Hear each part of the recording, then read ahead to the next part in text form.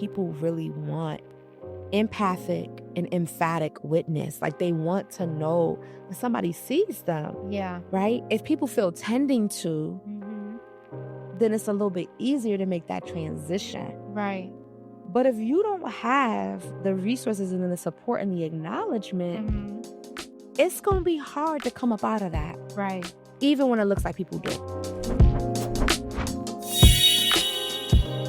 Hi, thank you for joining yet another episode of Get Set with Lissette. This is where we have inspiring conversations that empower you to get set.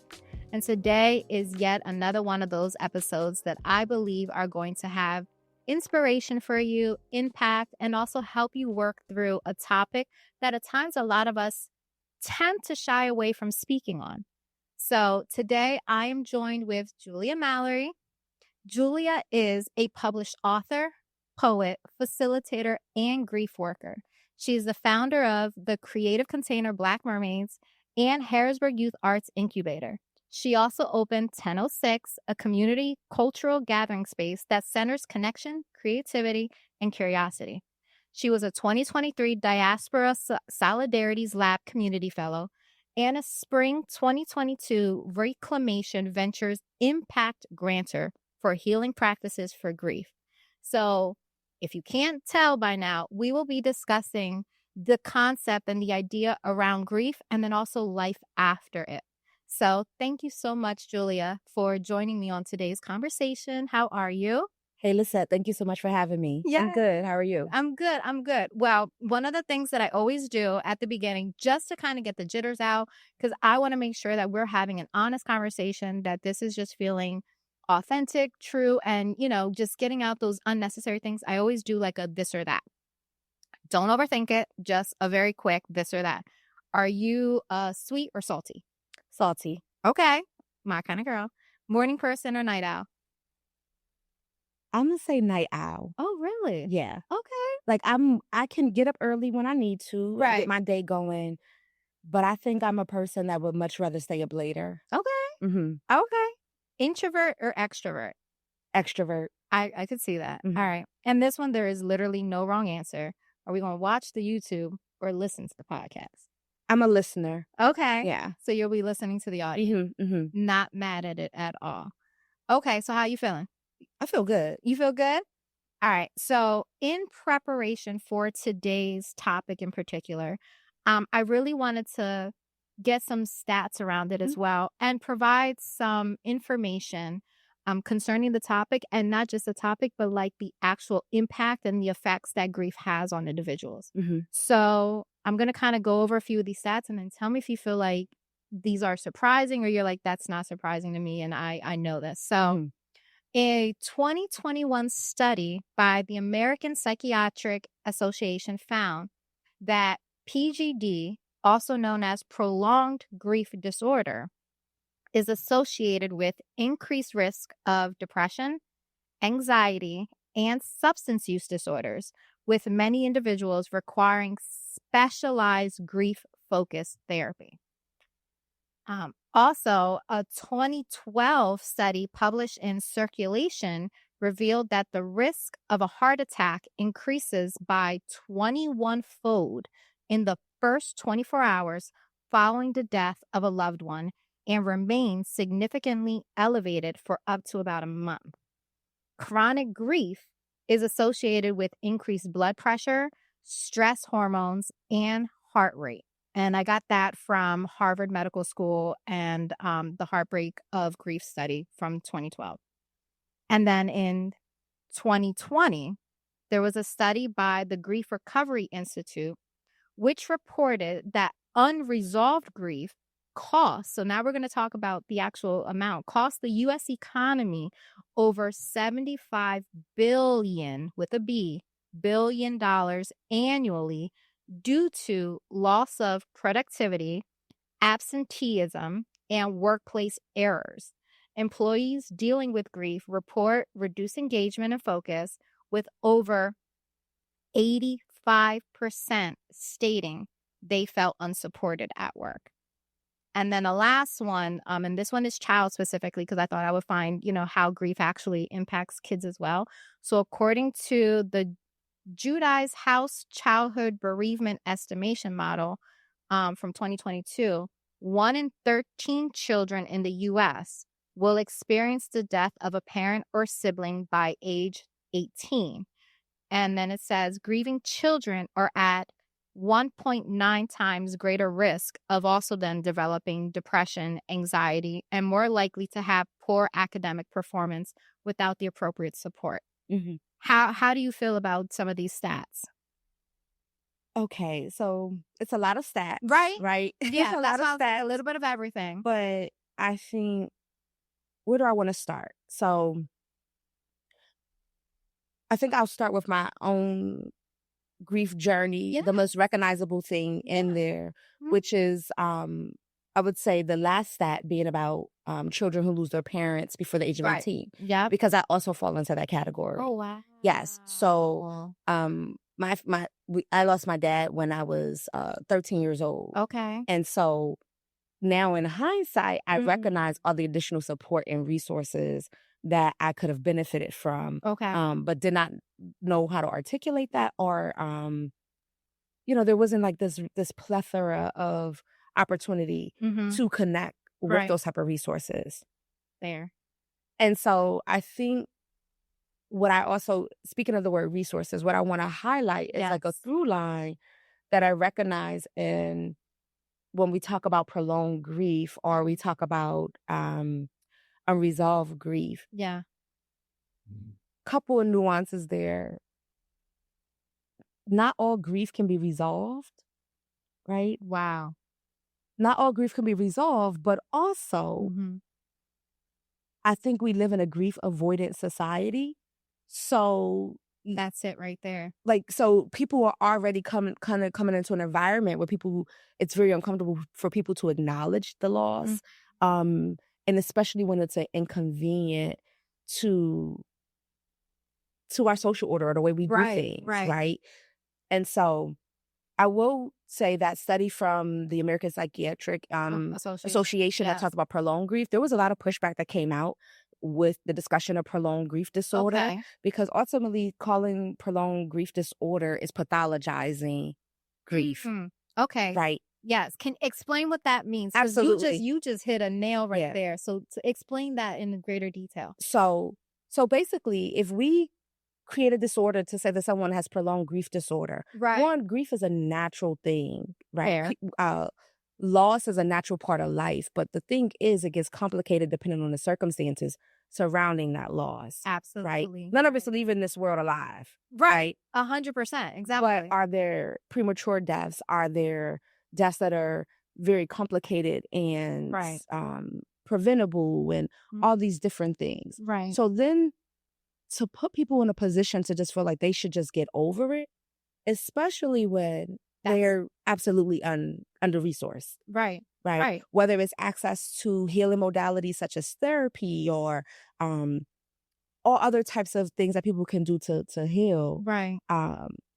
Even the idea, like, the United States does not have, we don't have like mandated like paid time off, right? We don't have universal paid time off. Right. Like, even for parents that give birth, right? We don't have that. So most jobs are like, oh, we can give you 3 days of bereavement time for an immediate family member. I've always found that interesting because, like you said, and even immediate, how do we define such a, like, this relationship matters more because it's this versus another relationship? And how can we confine what immediate means to us? Because family dynamics can look very different for different, like, people. Absolutely. Absolutely. So I had a job, it was like, oh, we had lost my cousin very unexpectedly at the end of 2021. Wow. And, this is,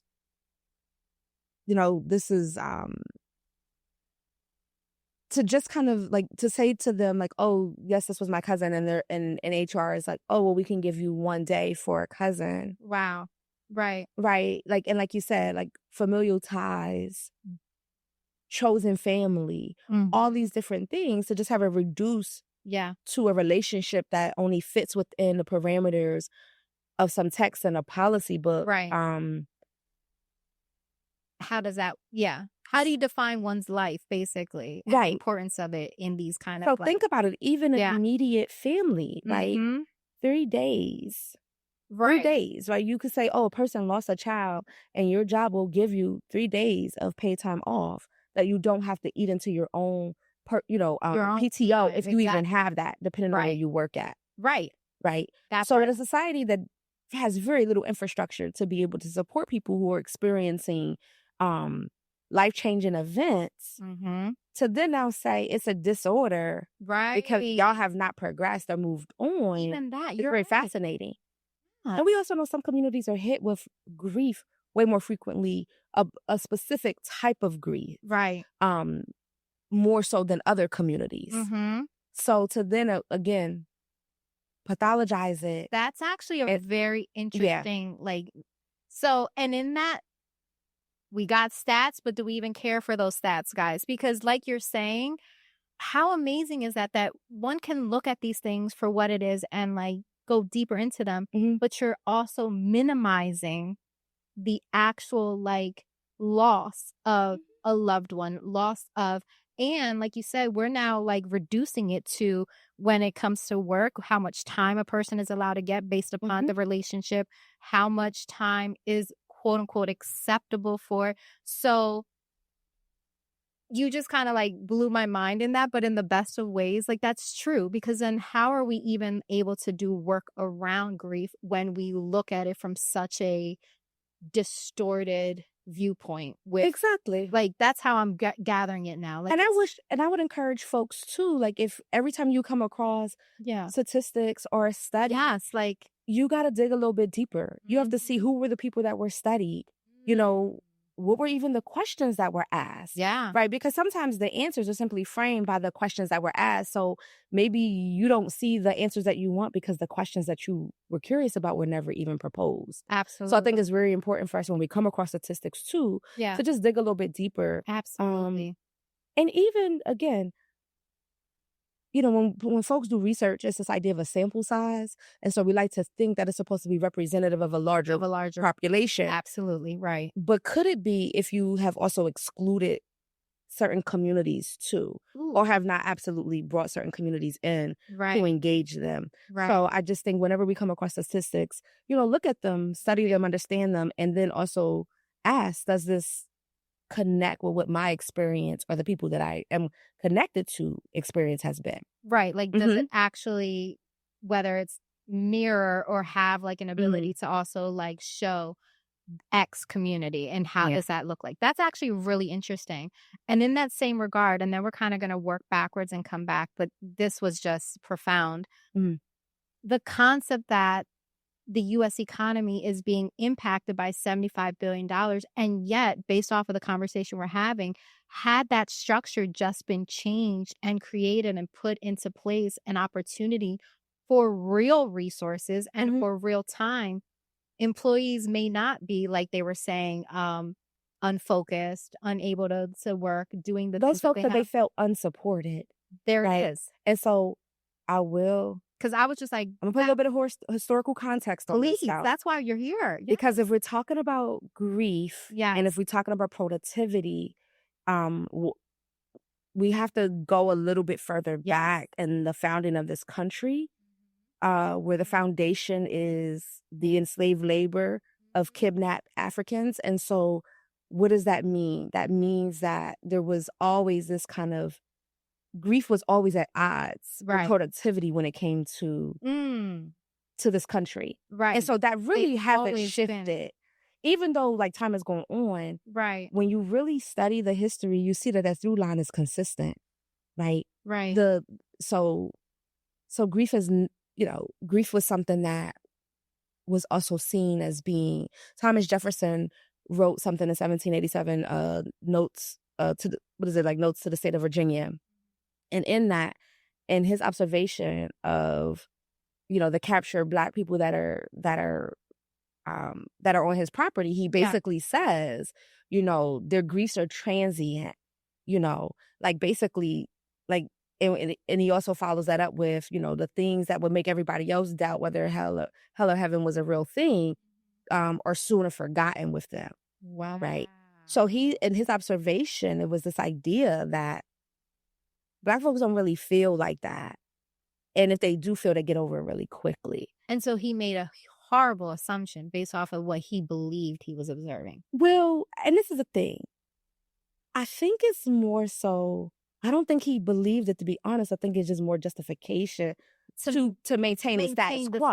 Yeah. I don't think he absolutely believed it. I think it was just, let me say this. Also, let me write it down. So then other people will be okay with this institution persisting, because people will be like, oh, okay, then they're fine. Right. This ain't really bothering and they okay. Right. Right. But I will say I have done, speaking of productivity in the modern sense, yes, I have done presentations talking about how to create a more grief-aware workplace. Right. Yes. Because I do think that companies sometimes, again, it's easy to just kind of just keep it pushing. And look over. Absolutely. And I remember talking to this one small business consultant, and he said, well, Julia, I hear what you're saying, but if I have a company that only has but so many employees, how do I get the owner to understand that it's important for them to make sure that their staff feel supported? Right. And I'm like, but at the end of the day, like, you can't afford to make them feel like they don't feel supported. Right. If this is somebody who's been working with you, like, sometimes we have to create temporary measures to circumvent, this like kind of delay or disconnect of like people being able to do their jobs. Right. Sometimes we have to step in and step up. Right. Like, and that just is, it could be temporary. Yeah. Right. But imagine having an employee come back to work and feel like y'all did not have their back. Right. Of course, that's where you get the absenteeism. Well, why am I even coming? Well, y'all don't care kind of thing. You're going to get someone who's half there because they feel lackluster. And like, you literally didn't have my back in my worst days. Absolutely. Right. And I do know, but this is the problem too. Sometimes it's just like, oh, I often think, what can the workplace sustain? Like, what are the things that, we can ask the workplace to do? Right. But at the same time, if we're asking our employees to do so much too, to be in workplaces, then y'all have to give more. Right. Have to give more. Well, and I think that, and this is going off, but not off, I think that we're also coming into a time and a day where we're recognizing that we're whole people. Like, we are not just, and whether you're going into a typical 9-to-5 or you're more entrepreneurial or you're in whatever like arena that you're in, like, you're a whole person. And so at all times of the day, which means that I can't turn it on or turn it off, regardless of what that is. In this context, grief in particular, to just focus on X. Like, there has to be an ability to accept people in their wholeness and create opportunity for that if you really want them to show up and give their all. Or if the workplace can't accept you in your wholeness, then we have to make sure that we have a society that can absorb when folks, have to be provided care for. Right. Yeah. So I think that's the thing, that maybe work can't always do all the things. Right. But what's our like emotional, social, like safety net? Correct. Like, what is that? I mean. Exactly. Right? Yeah. Like, what is that? And what does that look like? Mm-hmm. Oh my God. Yeah, we went, but this is important, because before I even like talk about you as a person, I appreciate the fact that even providing context and doing something to be able to show the importance of, what a learning opportunity to also say, but yet even when you look at those things and you find things that are considered like good resources, or like accredited resources, yet and still you have to understand context, and let us not ever just take things at the status quo or for what they are, but like allow the opportunity to go deeper, look further, and understand the context, because context matters. And like, especially when so much, like I said, so much has been written, right, and people, you can frame things any old type of way to be able to hide, right? I think, to hide the harm that's being perpetuated. Correct. So I think it's on us to absolutely make sure that we're digging a little bit deeper and understanding the context of which people are creating, understanding, you're reading a study, right? Who are these people? Correct. How do they, what is their other body of work? Absolutely. Right? Does it lend itself to being someone that you want to listen to. Right. Quite frankly. No, 100%. No, like you said, and kudos to being able and providing individuals the ability to start to consider things from that frame and from that place, because it's important. And if you don't do that, then it would be very easy for another individual who maybe does not relate to what's being said or relate to the study in and of itself, and then say, well, then maybe there's something wrong with me. And it's like, no, there's not anything wrong with you. The context really is what it is. So you're right. Let us not ever accept something for what it is. It's so funny that you said that, because that's a perfect lead in to talking about, even very quickly, the stages of grief. Yes, all of this. So, exactly. So one of the things that when I've done like grief workshops and connections with folks, we always talk about the stages of grief. Right. And one of the things that I always try to frame is that the stages of grief were created by Dr. Elizabeth Kubler-Ross, who was a social worker, and she did a study on folks, like I think the book came out like in 1969. Yeah. She did a study on people who were facing end-of-life mortality. Okay, so this is people who have been given their own diagnosis, like a window of time to live, essentially. And so ultimately, the stages of grief emerges out of that specific work. Got it. Okay. So in Dr. Kubler-Ross's defense, a couple of things. She says, I never meant for the stages of grief to be kind of seen as this linear progression of grief, right? I also, again, when we talk about studies, right, who were the folks that she talked to? Would it look very different if she had talked to a different group of people or a more diverse group of people? Right? I think that's also important. And then in her later work, she started to evolve the discussion, because she also had conversations with the people, like family members and friends and associates of the people who were facing end-of-life mortality. Got it. Right? So the initial study didn't so much as consider others. Right. But as her work moved on, it did. Okay. But I think what's really critical is that it was never meant to be taken in a 1, 2, 3, 4, 5. Like, first I'm here, then I'm here, and then I'm here. Right? Because sometimes people feel like a failure when they don't fall. When they don't fall in that linear progression, or it feels like I'm still on this stage. Right. And like I told people in my own personal journey, it's not, you could hit all those stages in one day. You could have all those feelings. Right. I do think the stages of grief are very useful. Right. To be able to give us some language, though. Right? I think it's very helpful to be able to even just use certain terms and discussion to grief. Okay. And then now maybe other people see the model. Right. And it's like, oh, now we're kind of speaking the same language. Absolutely. Right? So I do find it very useful in that way. But definitely advise against using it as something that's like a, first you're here, then you get here. Because that's not necessarily, one, how she meant it, but also it doesn't work like that. Do you want, and we're going left, but because you mentioned it, do you want to even like quickly for context and for individuals to know, like discuss like what those stages were? Like, because I know that they're very popular and people tend to know like these are the quote unquote stages of grief. Not that it matters and not that that's necessarily something you have to like follow, but do you want to just mention for context, like these are what are known as this? So to be honest, like my memory recall is not that strong. No, so I that sounds like I'm like, I don't think I could hit the 1, 2, 3, 4, 5. But that's I was like, I didn't know if you wanted to like provide some information, because I mean, I know that that's like a popular thing and people always talk about that, like, how. No, that was very easy for folks to Google. They could definitely find that. But like you said, how important is it, even in the midst of that, to not focus on or get so stuck in, I'm supposed to do this in this linear aspect, or you know what, I'm already in like the anger stage. I didn't go through denial, or I didn't go through this. Like I'm straight at angry, and I skipped 1 and 2 kind of, you know what I mean? Like it allows for individuals to know whatever it is, it doesn't matter. Like stay present, and for what, like whatever you feel, it's what you feel, so it's right. Like I don't know. I guess I'm just saying like individuals need to understand that it doesn't matter what stage it is. And like she said, you can find it, you can look for it. But just understand that there is language out there for you. Well, and I think with the stages too, I think it is very I think I lost my train of thought.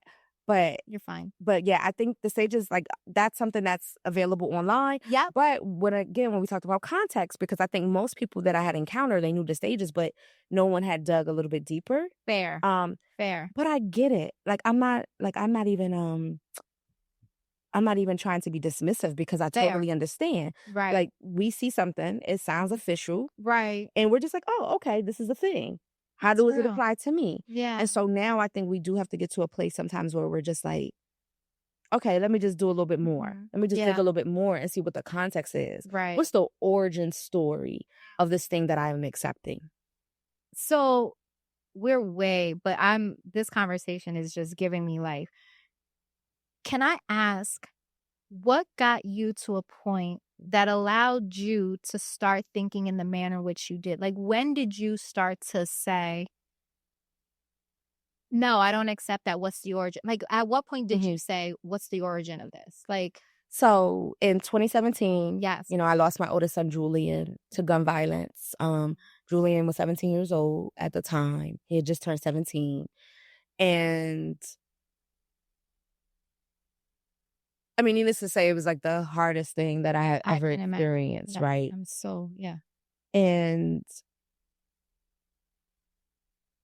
there was this window of time because, I've grown up in an environment where child loss is not, it should be more rare, I agree. right? It should be more rare. And so I thought about like all the grieving, like Black women that I had known before myself. Yeah. And I was also just trying to think, like, what did I feel like I needed in that moment? Mm. And there was a window of time that I felt like I couldn't be passive in healing through grief. Understood. Yeah. And I say healing through grief because I don't think we heal from grief. Right. You're just Right? Grief is always with us. Fair. Yeah. Right? For as long as there's a loss, which is forever, there Right. will always be grief. There will always be grief. And so I just saw there was like this glimpse of, to be quite frank, like me not making it, me not surviving. Yeah. If I was not intentional about trying to heal through this loss. Understood.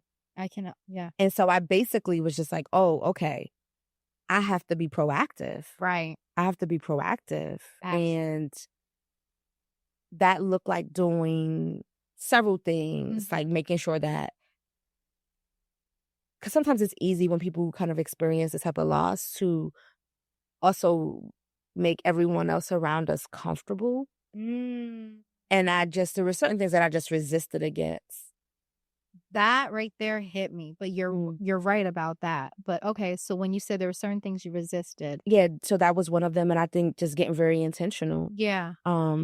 About how do I heal through this loss. And so part of that is obviously like, okay, there's certain things you do. Like, okay, I'm doing therapy, or what other type of resources are out there? Right. What else can I read? Right. And in the process of doing that, the other thing, because I'm usually like a more private person with my personal life. Same. Yeah. But there was like this thing on my spirit that was just like, you're supposed to talk openly and honestly about this experience with the loss of your son. Okay. And so even that, and it wasn't to be like a grief guru or anything like that. It was just like, oh, I'm supposed to just share with folks how I'm feeling, what's working. Oh, no, I'm not okay today. Right. Like, and as the more I think as I also expressed that, right. I was able to also find some sort of relief. Right. But there were also times when I knew that I could not have relief. Yeah. Like there were times when I knew that, I'm not going to be okay in this moment. And that's okay too. Right. So I think that led me, and ultimately as a writer and a poet and an essayist. You're already writing and doing all these things. Yes. At some point I realized like, okay, I'm going to write a book about this experience. And so then that led me to doing more deep research because I wanted to frame it. Right. I wanted to put some context around it. Absolutely. That we tend to do. Right. I want to talk about my own personal journey, but I know that like my grief was not exceptional, right? It was not Understood. The fact that you say uncommon. that kills me, but you're Right. not wrong. Right. And that's so sad. So the first version of the book, you know, I have a book, Survivor's Guilt, that Yes. crystallizes like a 2-year time period Okay. from losing Julian to after. Mhm. But then in so the book came out in like the end of October 2019. Okay. And we had a really, really great book release and, Yeah. you know, having these conversations. Right. And then a few months later, we're in the midst of global loss with the pandemic. Correct. And I realized that there was even more context because even the way that people were framing people dying, right? At first it was we're all in this together. Mm-hmm. And then when they did a calculus and they said, oh, it's more black and brown and more poor communities, more folks are dying. Right. Then it became, oh, y'all need to be personal. It'll be more responsible for your health, right? That became the messaging. Right. And so that didn't sit well with me. It's like it didn't sit well with a lot of people. Right. And so I started doing more research and I was like, oh, I'm going to release another version of Survivor's Guilt. Okay. Because I think there is something again about talking about productivity, right? Because a lot of people, the thing was that we have certain communities, black and brown folk, who have jobs that can't be performed from home. Right. These so-called essential workers. Yeah. Right? Yeah. Who are not been adequately provided for and resourced to survive this pandemic. Right. Right? Right. So if their productivity is at odds with their own ability to care for themselves, then what's going to be the narrative? The narrative is going to be anything that makes them feel ashamed because they are not being productive. Right. On behalf of this labor system. So once those type of things started hitting me and I started doing more research and I'm writing this Thomas Jefferson quote and all these different things, I'm like, oh. And you're realizing it's deeper than this. Deep. It's been an ongoing perpetuation. Right. So that's amazing. That's how I kind of ended up here. Right. And so doing the community grief work was just from an organic place of just saying, hey, folk, can we just talk about grief? Okay. Right? Like very ordinary. Yeah. Can we just have a conversation? And then that kind of evolved to doing more connections and collaborations with certain community groups and organizations. Okay. And then the writing piece, you know, for me, that's an ongoing project of understanding just how pervasive these things are. I was going to ask, so I'm way off, but I'm loving where we're headed instead. Because you said, as you continue to do research and you realize how far it went and how deep it went, and you then from there were like, can we just have a conversation? At what point, and if you can't pinpoint it, that's fine, but like, at what point did you realize, like, we see the gap based off of the research. So the gap was present because you can see there's a huge like disconnect between communities, and whether it's loss of productivity, whether at the time you're mentioning COVID and prior to the COVID thing, like you were actually searching when it came to like grief and loss in and of itself. At what point did you realize outside of just, can we just have a conversation? Did it change into like, and correct me if I'm wrong, but I feel like this is like one of your like best areas and like your most versed in, like I feel like you're doing more than just having conversation though. Like at what point did it become, I'm really going to be a change maker? Like I'm being called to do even more than just that. Like how did that progression happen, and how did you respond accordingly and say, yes, I'm willing to like take this charge now? I know I hit you with a lot. No. I think it's just, it's interesting because I don't always feel like that. Girl, that's what it is. You know, I don't always feel like that. I just kind of feel like I'm a person that, because I'm also a person that's like perpetually curious myself. So I'm always studying, I'm always reading, I'm always learning. Okay. And so the opportunity to come and then share what I've learned with other folks, it just seems so like natural, like a natural extension. Understood. And don't get me wrong, I'm not trying to minimize that it's a certain type of labor. I'm not trying to minimize it, but I do think, I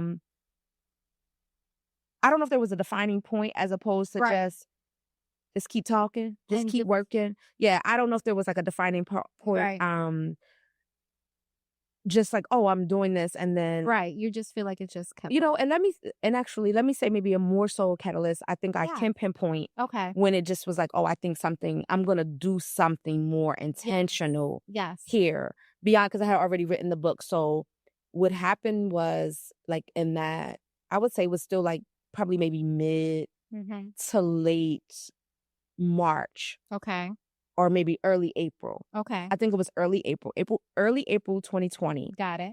Okay. So I was partnering with Hospice of Central PA, Okay. and we were supposed to do, like, they wanted me to come and do because one of the people that worked for them had I had connected with her around the grief work, and she's a social worker, and she had come to the book release Yeah. event, and she wanted me to kind of create a similar experience in community, but with partnering with Hospice of Central PA. Okay. Understand. So when we were supposed to do a book event with them, there's supposed to be like Okay. this conversation. There's supposed to be Mhm. me kind of doing a reading, and then maybe having some like community connection and conversation around laws. Okay. Well, needless to say, that was scheduled for April 2020. Okay. Needless to say, with the pandemic happening, that got canceled. Fair. Right. But the moment that I would pinpoint where I felt like, beyond just my own individual post, so to speak, Right. maybe let's kind of do something a little bit more, like bring other folks in Right. an intentional Yeah. way.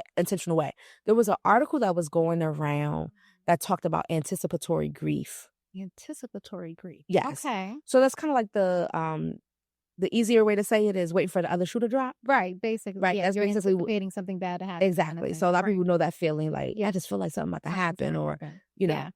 So that's anticipatory grief. Okay. Right. And so when I saw that article, but it wasn't just me seeing the article, it was that I saw a lot of my Facebook friends were sharing this article. Okay. And when I saw that, I made a post and said, hey, y'all, would folks be willing to, like, would it be helpful if I did like some sort of like workshop or some sort of conversation around Okay. grief in this? And this new topic. overall resounding yes. People were very interested. Okay. And then that's when I was like, okay. I put together some materials, and I'm pretty sure it was like at the end of March, or not the end of March. It was like sometime like early April. Got it. When I had the first one. Okay. So I would say that was probably, if I had to pinpoint where I shifted from Right. kind of just more like an individualized perspective in my own individual journey, Yes. to something that was more collective and community specific, that would be the time. So do you think, and tell me what your thoughts are, that you are being led in your work? Like, because I know you said that you felt a resounding, like, you felt the need to talk about your experience.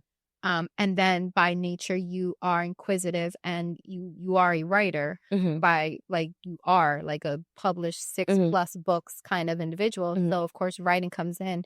Do you feel like life is almost leading you down the path that you're supposed to like go in, because you're seeing these things and now you found an opportunity to respond? Like, is that what's happening? Do you feel like this is just naturally coming to you, or are you actively now like pursuant of? To be honest, I'm not sure. Okay.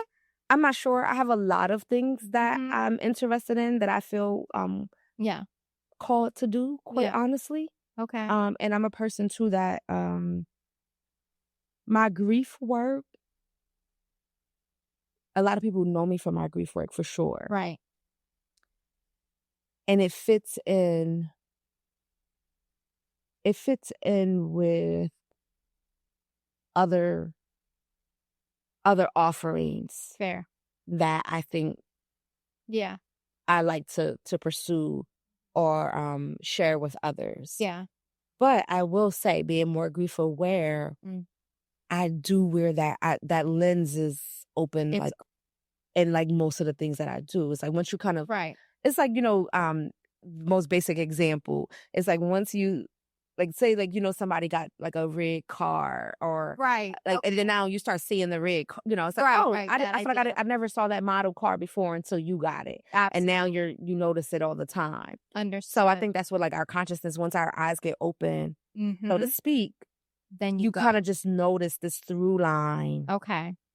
in the work. So then let's talk on that, because I know where clearly grief is where a lot of our time and our conversation has gone in. mhm. But I would be remiss if I didn't just give you your flowers in real time and allow you the ability to talk about everything that you've been able to accomplish. Mhm. And you even said at one point, and the reason why you ended up doing the work is because in the midst of your own tragedy and your own loss, you realized that I got to a point where I didn't even know if I could keep going, right? Mhm. You found the ability to keep going, and not only keep going, but thrive. Mhm. Like,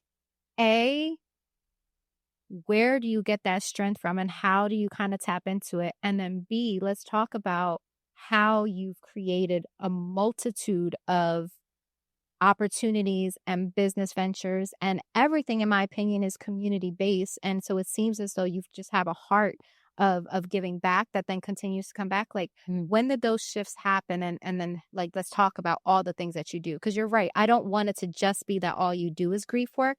I want you to talk about everything, but it does feel like the foundation of like allowing you to become a catalyst of just community because of it. So I think my foundation, to be quite honest, in this community as a person, like as an artist or a poet, um, I had been a performing poet in this community for like 20 years. Right. So a lot of people know me from that, From to your be quite poetry. honest, like Yeah. in going into schools and talking to young people and Yeah. people of all ages, quite honestly, Yeah. and performing in the city. Okay. So that is where a lot of, I think, my public connection started. Got it. And even just wanting to be because the one thing that does feel more natural to me is I feel like I'm a natural teacher. Okay. I'm a child who liked to play school. Yeah. So I understand. that has Okay. always been the through line for Yeah, me. yeah, So that's even in like when I was doing poetry and things with young people, like always trying to like how do we grow and how do we grow our craft, right? And how do we understand even the like the literary foundations that we're standing on. Right. That was something that was always important to me. Okay.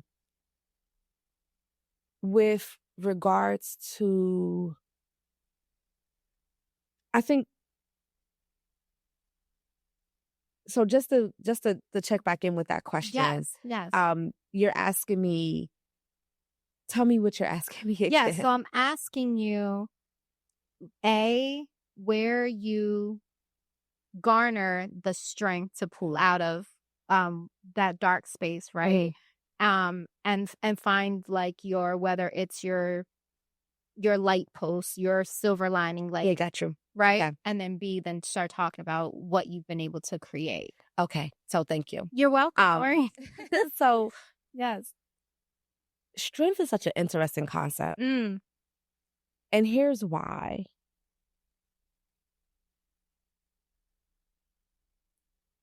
If I frame it in connection and conversation with grief, Okay. couple things I want to say. So when I was younger, I didn't have a good understanding of grief. I didn't understand just certain things. Being a young person, I don't know if and then you also kind of take cues from the environment, right? A lot of people that, persistent, just kind of moving on. I also just thought it was like really rude or weird to talk to people about their loss. But as I got older, I understood that most people want to be seen in their time of despair. Right. Most people, I think society, sometimes I think we get a little confused. We think that like, oh, these people just want all this attention. Right. But I think that what it is people want our intention, right?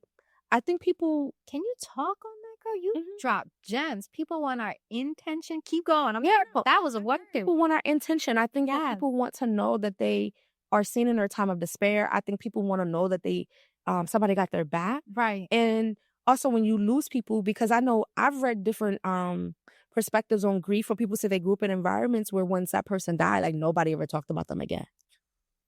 Right? Like the names just didn't get mentioned. Yeah. So I think about like, families where a sibling dies and like they just kind of don't even mention that child's name no more, Yeah. or really acknowledge that that child had lived. And Right. so I say that to say that I know that now people really want empathic and emphatic witness. Like, they want to know that somebody sees them, Yeah. right?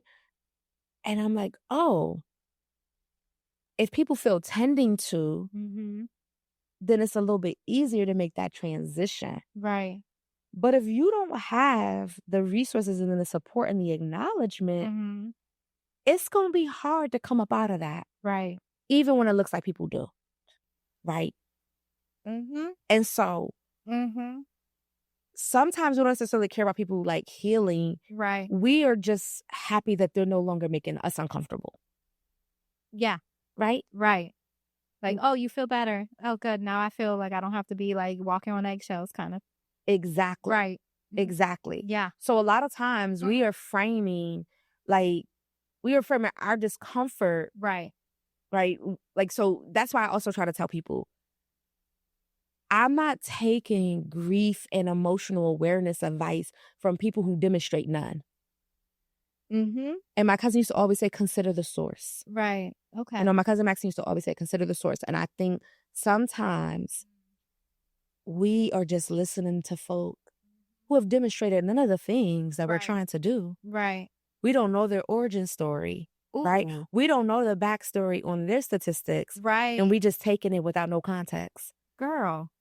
So I say that to say. Yeah. And you just said a lot, but in the best of ways. Yeah, no. Keep So going. I'm saying that to say that I think once I grew, once I grew on my own grief journey, Yeah. I started to understand and recognize these things. Right. And I can also acknowledge there was a time that I did not understand these things. Right. And I probably was not I probably was not handling folks that were grieving in the best ways. In the best ways, right. Right? Because I just really did not understand. Right. Like, I know there's some things you're supposed to do, but just like, oh, like folks also need these other things too. Or even just creating space where they can. Like, yes. Yeah. So I say that to say that, like, oh, once I realized that, that's what I'm saying, the idea of strength. Yeah. Because sometimes we think of strength as just people just being able to endure. Right. And so that's why we're like, oh, we see people who have endured a lot. Like, oh my God, you're so strong. So strong. And in Survivor's Guide, I talk about this because I'm like, that's such an interesting concept. Because if I went outside right now and try to lift up a 10,000-pound car or something, right. y'all wouldn't think I was strong. Y'all would think I was being foolish, right? So the fact that we leave folks to lift these burdens by themselves and then call them strong, like, and call that strength, no. Ooh. That's not what that is. Right. Right. So sometimes just because people survive, that don't mean that they, like, I don't think that's like that doesn't strength in necessarily the mean sense. that that's strength for what the quote unquote definition is. Right. Wow. Right. Yes. So I think sometimes we also like to bestow that accolade upon people because then it's just like, oh, she's strong. She don't need no help. She doesn't need help, so I don't have to worry about putting myself in a position to be uncomfortable and actually show up. Exactly. So that's why I remember, you probably remember, there's so many phases that we go through on social media with different language. And so remember, like, the whole check on your strong friend. Yep. Things that are happening. Yeah. And so what I also say too, for a lot of us,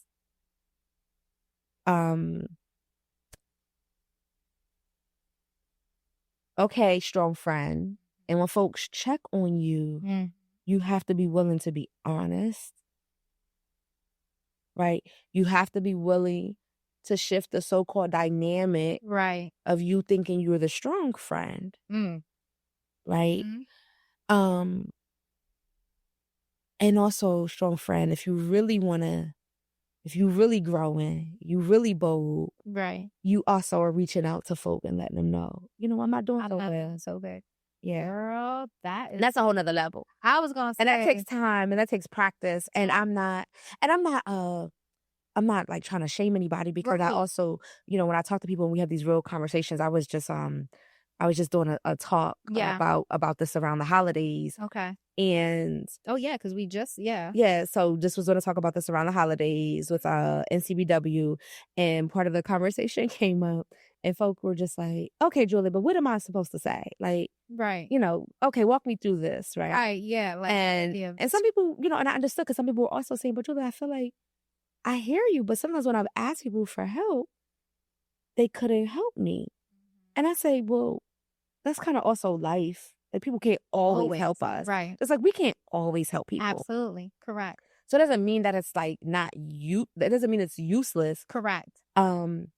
But I also had learned. I had a family situation at one point where it hit me. It was like, oh, the reason too, like, it became so high stakes. Okay. This idea of thinking, oh, I don't ever ask nobody for nothing. So when I ask you that one time, I should be ready. So it was too high stakes. I get that, and that is a horrible way. It's a horrible thing, but I have been guilty of. Oh, who hasn't? I'm like, It's so common. But you know what happened? happened? What I realized, I was like, oh, girl, ain't nobody had no training. Ooh. Ain't nobody had no training. Nobody had been prepared to spring into action, because you was never asking for anything. Right. So even though we think that people will be like, oh, she'll never ask me for nothing, let me spring into action. I don't know if people always know that you asking them now feels like an extreme sport for you. So they're like, oh, okay, she's probably fine. Right. She used to have it anyway, so if I don't, she'll be fine. It's not going to be, right, yeah. And then also people really just practice. I mean, practice does matter, right? We get better when we practice at things. Right. So even caregiving and taking care of kids and taking care of each other. Yes. You meet people, you learn them, and then you're like, oh, okay, I know I would never bring her this dish because when she's sad, she likes to eat X, Y, or whatever. Right. So again, practice. Girl. But if we are not practice, because even I was laughing, one of the older ladies in the group said, well, Julia, yeah, but I hear you, but I want my things done a certain kind of way. And then I said, well, you got sometimes you just it's just gonna be done. Right. Do you want the help or not? Right. But you can't also dictate. If people were coming, then maybe over time they'll learn how to do it how you like it. Also, but they're not going to be able to probably show up first time, right? Having never been asked or done it, and just do it 100% the way that you want it, right? So, but we have to learn. So you make an interesting point, because we say practice makes perfect in sports, in all other arenas of life. But when it comes to actually being supportive, or when it comes to actually showing up, or when it comes to being there for X, for X person, I think that you make a good point that we forget that also takes practice. You have to learn your partner. That's the concept of when you're dating, you learn that person, you learn what they like and don't like. You learn how things are supposed to be. You practice, they like this dish more than the other dish. They like this or that. You learn those things. So why do we not do this in real time, in real life, when it comes to just showing up for people? I think we do have it's so funny because you mentioned partner. So I'm thinking romantic love. Right. And I do think we have these kind of ideas that, I think sometimes we have an idea that when it's right, things will just happen, as opposed to we grow into making things perfect for ourselves. Right. Yeah. It takes communication. It takes vulnerability, because I had to learn that. I had to learn that it wasn't just going to be a magical fantasy without my communication, without my input, without my vulnerability saying, thank you. And I like this. Right. Thank you. My preference is to have this. Right. And that is you have to grow into that. Yeah. The same thing with relationships regardless, right? So not even just prioritizing or centering romantic love, but in our, chosen family, in our community, being able to learn each other. But you gotta be curious too. Yeah. That's the thing. Sometimes we're in a relationship with people that I don't know if they're even curious about us. And that's another thing. That's a whole nother thing. I would say that's a whole nother topic. But in arenas of all of that, now I want you to go ahead and do your thing and talk about all the things that you do. Who is Julia today? And what do you have going on? Because we've talked about your journey. We've talked about the work that you're doing. we spend a lot of time talking about grief because the reality is that this conversation is a lot around life after loss, life after. But I also want to have the opportunity to then explain, and you're soaring, my dear. And like, what have you now done? Like, what have you accomplished? So all the things. Yeah. So, I'm from Harrisburg City, born and raised. I had all city schools. I'm a first generation Harrisburgian. Neither of my parents were from here. They migrated here in the 70s. Okay. And,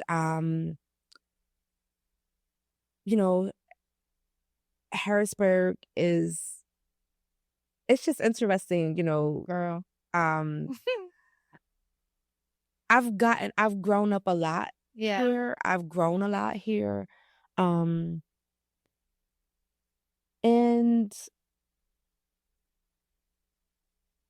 a lot of this new journey for me started when I published my first collection of poetry, Black Mermaids. Yep. Black Mermaid. In November 2016. Yeah. And that book had been several years in the making. Okay. And when it came out, it was like a portal of opportunity just opened up. It like shifted something. Okay. And then that book came out in November 2016. And then because they saw Black Mermaids, like they were thinking it was something child related. Even though the cover wasn't illustrated in that way. But sometimes people think of, mermaids being related to child interests or young people interests. And I was like, oh, I was talking to a friend about it, and she was like, I think you should just write it. Because I was like, oh, I got to do something else. Right. Like I automatically felt responsible to bring some type of other creative offering to maybe like preteens, younger people. Okay. And because I remember one person in particular was like, Julia, my daughter is 10, would she be able to read Black Mermaids? And I was like, she could read it, but I don't know if it is appropriate for a 10-year-old necessarily. Yeah, because there's some pieces in there. Yeah, there's some pieces in there. Yeah.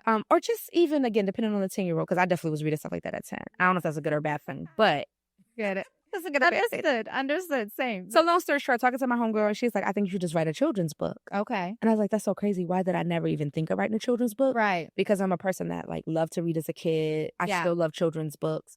So that next month, I sat down and wrote a children's book, Karina and the Black Mermaid. Correct. And that book was supposed to come out in the summer of the spring of 2017. Correct. I mean, we were trying to get it out 2017. And, everything with Julian happened at the end of May and into June. Exactly. And so at that time, you mentioned earlier in the interview, like, yes, I felt like at that moment, none of this matters. Right. Am I even going to be able to go on? Right. It felt very strange. Right. To still be like, okay, yes, I'm going to put books out in the world and do all this stuff. Right. So I needed some time. I needed some time to process. Yes. What was the difference between me healing through my grief and expanding my creativity, as opposed to using my creativity as a distraction from the intentional healing work? Okay. So I needed some time to process that. Absolutely. And so obviously I found my stride. Yeah. But even during the pandemic, having a lot of time, being in social isolation, I realized that even still I probably moved on, like I was moving maybe a little faster. Okay. So then 2020 really gave me some more introspective time. Okay. Which I also still feel like healing happens in stages too. Yeah. Because I don't think our nervous system could handle all that. Okay. So sometimes I think we gotta be like, okay. It's like when you it's like you're just doing multiple sprints. It's like, okay, let me take a breath. Right. Let me take a breath. Absolutely. That's how it feels. So, I mean, my work has, it has expanded into visual art. Yeah. So, I'm a abstract painter. I'm also a collage artist, experimental filmmaker. Yes. This work has just continued to grow, and then now I'm really trying to build something for community connection and creativity at 1006. At 1006. Mm-hmm. So from what it sounds like, your first medium, like you're just a creative at heart. Mm-hmm. Like from the beginning. Starts with Black Mermaids because you were already as a poet, correct? Yes. As a poet, getting things going. And as like, am I wrong or am I not wrong? Was that your first complete work of art that was published, or had you already published? No, Black Memories was the first. I thought so. Okay, Yes. so that's your first, and then from there, whether life gave you a left with the grief, and then that's become another. You have found a way, and please, I don't want to like bring it down, but a way to, through whatever happens to you within life, find an opportunity to sit with, learn from, go in first, and then find an opportunity to make it serve and be a medium for outlets for others as well. And everything you do, survivor's guilt, going through your own journey, but finding an opportunity to actually help, the ability to continue to write in your works, like things that are going to then, it started within, and now you found an ability to also like, this is what I've learned, this is what's helped, this is what I've garnered. If it's a blessing, great, but you're finding opportunities to get your creativity out. And rather than it be a distraction that you thought it could be, it seems as though, and please, I'm just paraphrasing everything I'm hearing, it seems as though you've used it as a medium for the next thing and continue to push you through. Because now with 1006, you're actually going even further out and creating a space for community.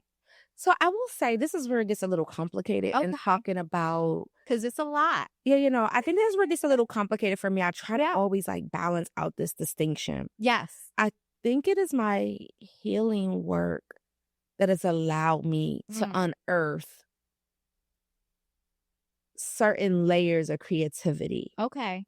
Because sometimes I think that we all, like, it's an automatic assumption that when people have difficult things, right, then it's like, oh, if you just use it, like it's your power kind of. Right. And I think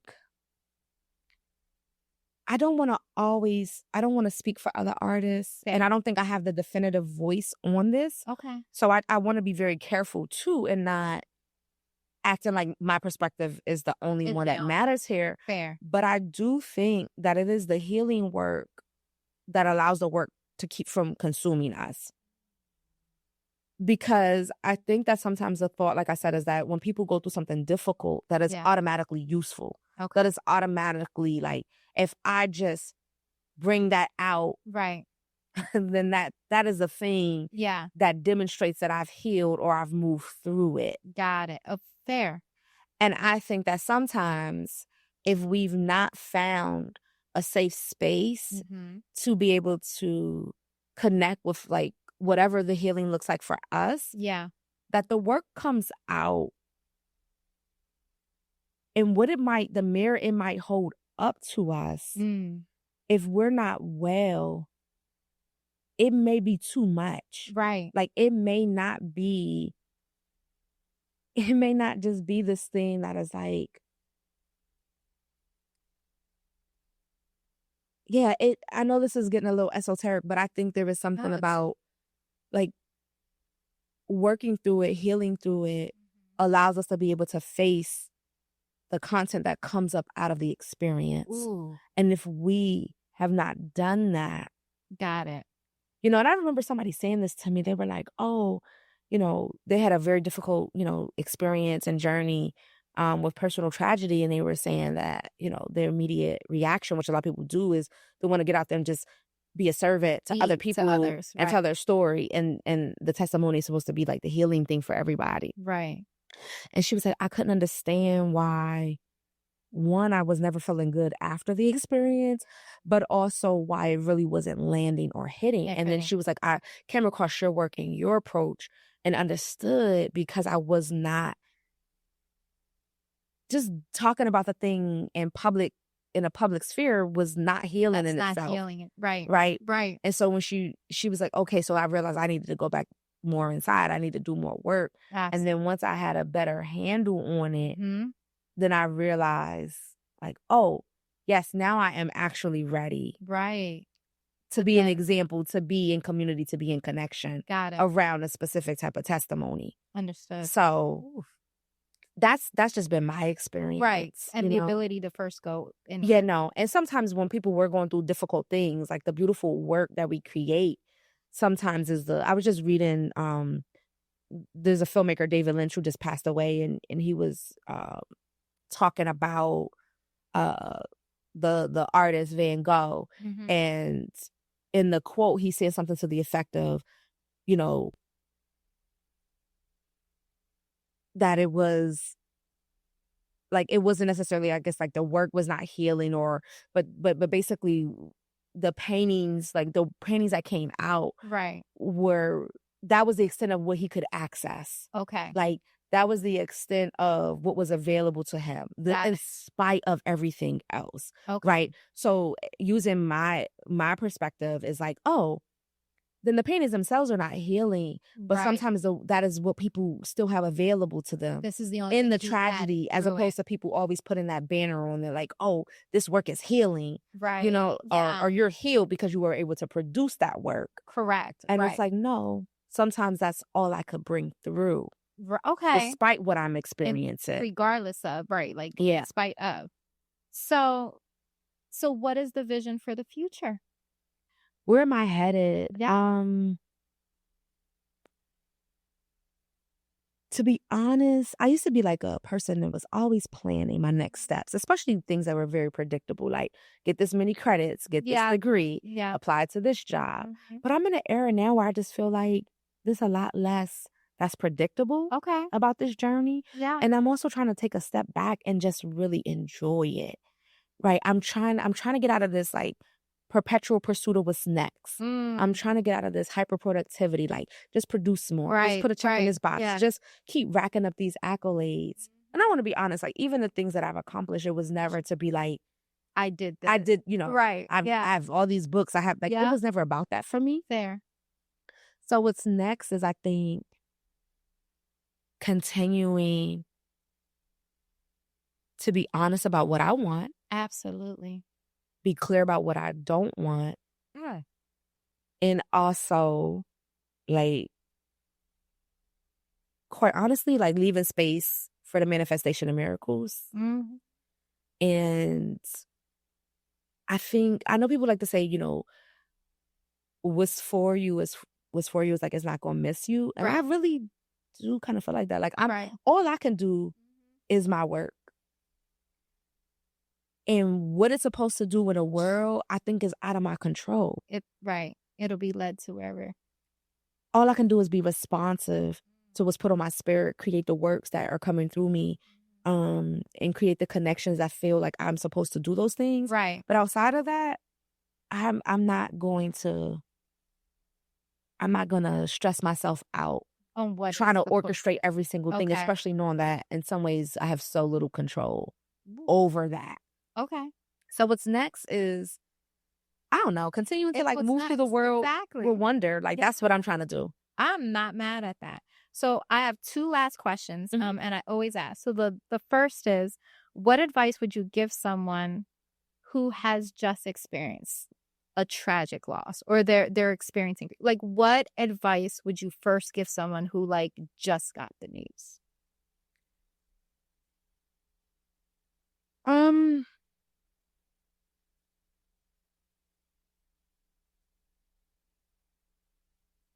I honestly think, and I know this probably sounds so simple, but it's like, you really have to take your time. Mm, that's great advice. Yeah. You have to really take your time and also be open to experiencing a range of emotions, because there's going to be days when you think you should be in tears, but you may be filled with joy. There's going to be days when you think you're supposed to have joy and nothing but sadness is taking over. Right. So you have to be like, take your time to move through this range of emotional experiences, because that's really what the existence is like, just Right. managing that on an ongoing basis. Okay. And refuse to let people dictate how you should feel.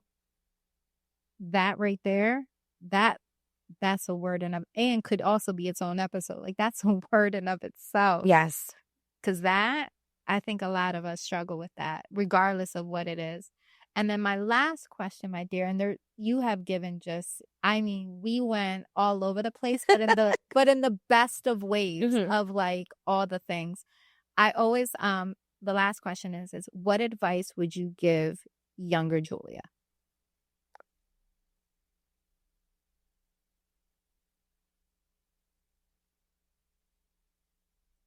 be patient. Like, be patient. Okay. And that's it. Just be patient. Be patient. I'm not mad at that. All right. So for every episode, and I'm trying to collect my thoughts right now because there's so many things that I want to like touch on. I always do key takeaways at the end of every episode. So my key takeaways from today's conversation, and like I said, I'm still like grappling with all the things because there's so much that you should take away and adhere to. However, my first takeaway started at the very beginning, and it's something that I have to ensure to do. And the first is, even when you search for information or you look for what we believe to be credible this or that, like, context matters. Taking time to really dig deep and learn about something and learn more about the who, the whats, the whens, the whys in whatever subject makes a huge difference. Because if you don't do that, it can change a perception of whatever topic is. And so I feel like that was actually something that I took away from, like, actively in my own, like, providing of information and things of that nature. Like, context really does matter. So that was like the first takeaway. My second takeaway, and this is specific to the topic of conversation when we're just discussing grief and everything of that sort, is the idea of grief is not linear. And you need to understand that you cannot tick boxes off of how to manage or get quote unquote done with grief. And then that leans itself to my third key takeaway, which was the idea that you never heal from grief, you heal through grief. And the idea that for as long as the person is lost or the loss has happened, which is forever, you will forever also hold space for grief, and you should hold space. And the idea of healing should be a through all, a continuum of work. So there is no point of completion, but rather becoming more cognizant and understanding of what it is that one is going through. And then, is this going to be, I'll say my last, because I always do 4. So I'll say my last key takeaway, but there's so many. There's so many. But my last one was the advice you gave your younger self. And I think it's imperative in every aspect, not only when it comes to the concept of loss or just living in general, but be patient. Be patient with yourself. Be patient with others. Be patient with circumstance. Just allow yourself to be present. And as long as you do the work and you continue to show up, everything else will align itself, I'll say. So those are going to be my key takeaways from today's conversation. I could keep going. You provided me, like, I feel like this was actually a little cathartic and healing for myself. So I don't know why I didn't expect that, but I'm really I'm going through a lot of emotions right here, but in the best of ways. And so I always give flowers. Like, you have been extremely humble in your approach today that I've noticed. And while I understand, and you've said many times, like, you didn't do work because of or for, like, it's just been your journey. You're doing amazing work. I think that you bring a lot of value. I think that there is a lot of good. And this conversation is one that is not necessarily easy or comfortable is the right word, I think. But your approach and your presence and you are just like, I feel like love from, and you seem very like genuine. And I just wanted to share, like, I appreciate you, the work that you're doing. I own Black Mermaid, so I've read your body of work, and I cannot say enough. Like, thank you for your time. Thank you for your heart. Continue. I can't wait to see what you accomplish as life continues. So yeah, just thank you. Thank you, Lissette. Thank you for having me. No, absolutely. So as always, guys, sending light, sending love. Bye.